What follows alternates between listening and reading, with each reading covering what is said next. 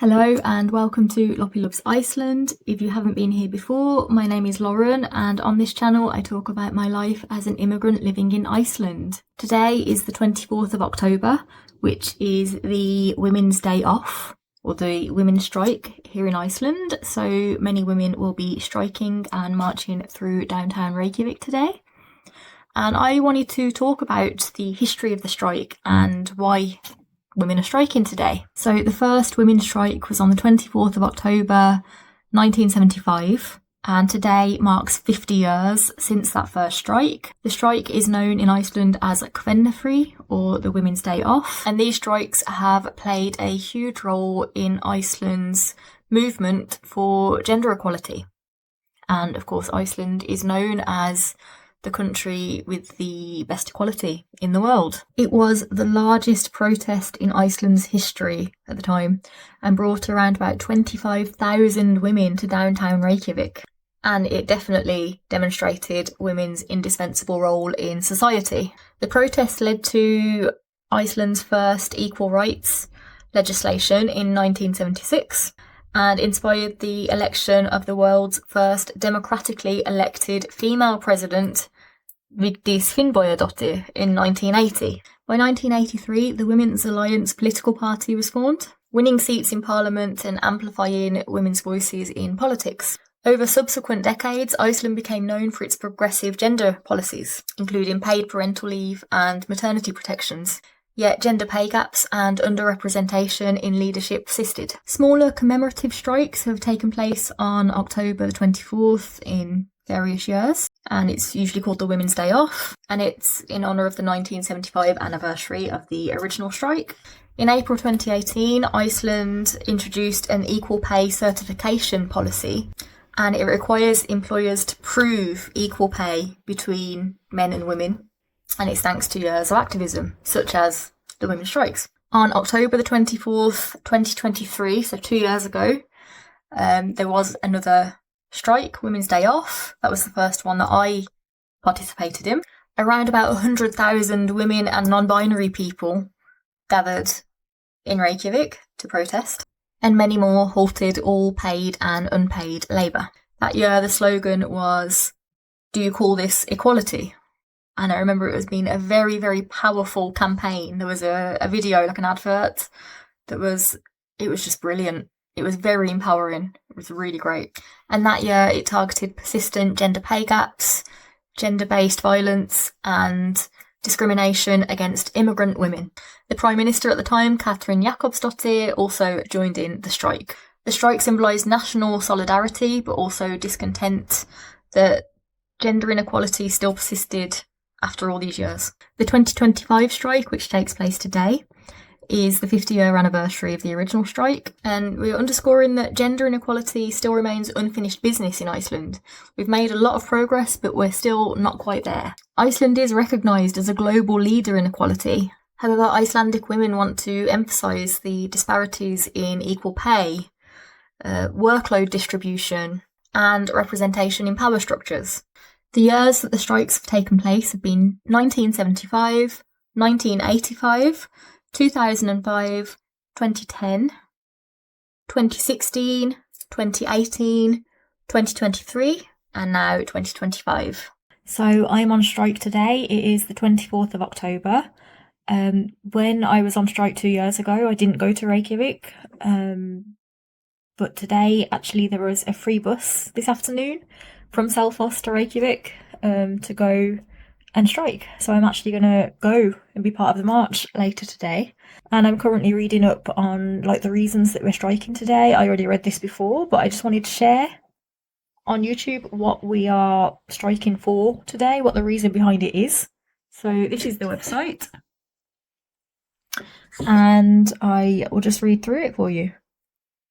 So women's earnings are still around 21% lower than men's, and the main reason for the gender wage gap is the gendered labour market and the underestimation of traditional women's jobs.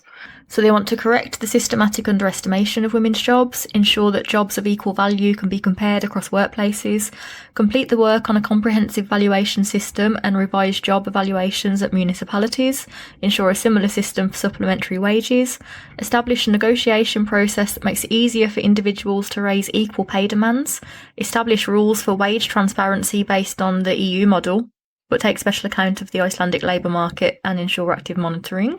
This one's a big one. So the care gap affects the income, opportunities and pension rights of mothers more than fathers.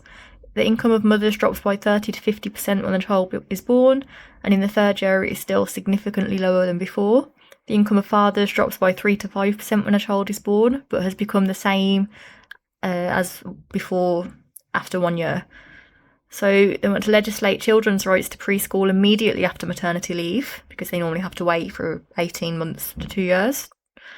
Abolish cuts to minimum maternity leave payments and ensure that maternity leave payments are never below the minimum wage. And this was one of the ones that my boyfriend was actually really shocked to learn about, because he didn't realise, how difficult that is. He didn't realise the difference between mothers and fathers when it comes to, returning to work and pay differences.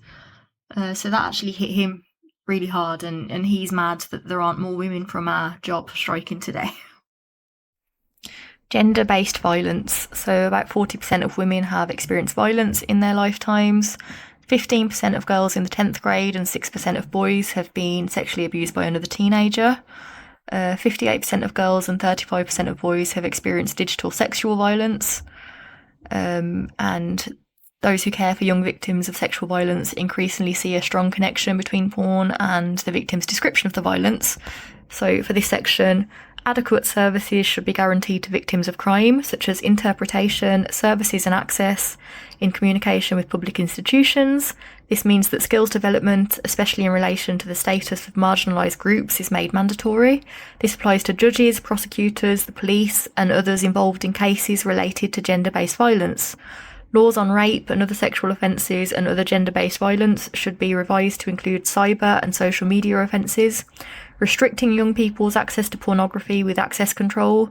Gender studies, queer studies and education about the manifestations of gender-based violence and communication skills should be included in the curriculum of primary and secondary schools. Ensuring young people's access to anonymous counselling and a chat with counsellors. The next one is quite a big one for me. I have a little bit of experience. I've never had a restraining order, but some harassment that should have ended in a restraining order and didn't. So it says a restraining order is severely lacking when it comes to having the desired effect, since a violation against it does not have immediate consequences. So they want a violation of a restraining order must have consequences so that the restraining order has an effect, and the police should be given more authority to apply a restraining order. A law should be passed on the protection of whistleblowers in sexual harassment and violence cases, which covers victims who report violence. Hate speech based on gender inequality, misogyny, and other types of hate speech based on gender should be made a criminal offence. And then it also goes on to say income, housing and protection must be ensured to make it easier to escape from prostitution and or human trafficking. The strike has these demands, and there is a reason behind the demands. So the last strike was in 2023. We didn't strike in 2024.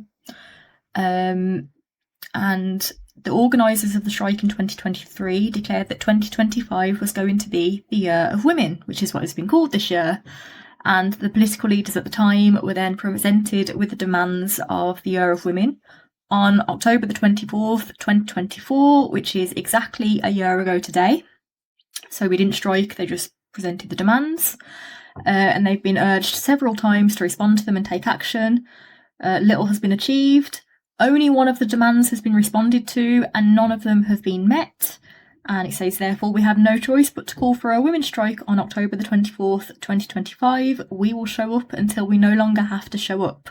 And that is why the slogan at the top of the page this year is "Time's Up," because Parliament haven't done anything about the actions.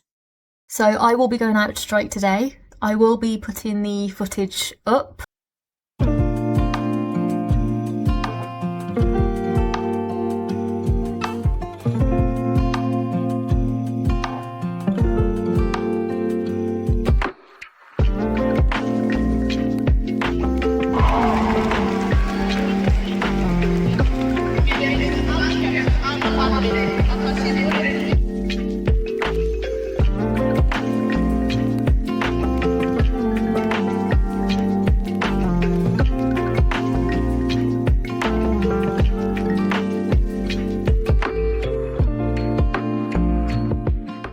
So I've just got back from the strike. I got a bus that my work union provided for free for anyone in Selfos who wanted to go. I went alone. I met some people after that I knew. One of my friends had an event at a bar in Reykjavik and had a private room before I got the bus back. It was amazing. The estimate is around 50,000 people that attended. There were some songs, there were some speeches, that all lasted for about an hour, and then everyone went off to bars and cafes to meet up. And then I got the bus back. I was only in Reykjavik for 2 hours because of the time of when our bus was leaving and coming back. And on the bus on the way there were some speeches, and they asked how many women were on the bus that were at the original event in 1975, the first strike. And there were quite a few, so they invited them to come and take the microphone at the front of the bus and share their stories of the first strike. And my favourite story was a woman who, she was a kid, she said she remembers her mom coming back from the strike in 1975, incredibly drunk. And when she got home, she just opened the front door and just shouted, "Hvað er í matinn?" which means, "What's for dinner?" Because that's what the kids always did when they got home. I think that was my favourite story from that ride. There is currently an event at Hotel Selfos, run by the union, and they're going to be doing a cinema screening later of a film that came out last year about the strike in 1975. But I'm a bit tired, so I'm not going to those events. But I'm really glad that I went.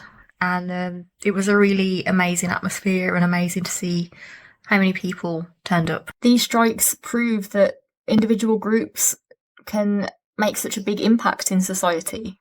In 1975, Iceland had 3 female members of parliament out of 63. That was just 5% of the total members of parliament in Alþingi. And at the time, only 9 women had entered Alþingi since women got the vote in 1915. That was 60 years, only 9 members of parliament were women. Today in 2025, 46% of Alþingi, the Icelandic parliament, are women.